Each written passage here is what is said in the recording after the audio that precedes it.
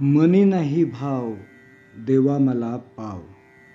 संत तुकडोजी महाराज म्हणतात, मनी नाही भाव, देवा मला पाव. यामध्ये भक्तीची खरी व्यथा आहे. देवाला भक्ताची श्रीमंती, तांत्रिक पूजा किंवा मोठमोठ्या यज्ञांची गरज नाही. त्याला हवे असते मनातील नितळ निर्मळ भाव. परंतु ज्या क्षणी मनात खरा भावच नाही, त्यावेळी हजारो स्तोत्र, मंत्र, पूजा अर्चा सुद्धा निरर्थक ठरतात.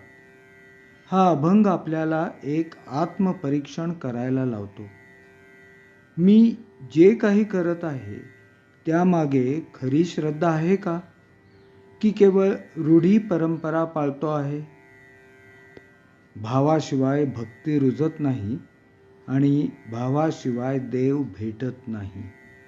देवाला वाट पाहायची नाही, त्याला हाक लागते ती भावनेच्या अश्रूंनी भरलेल्या नादात.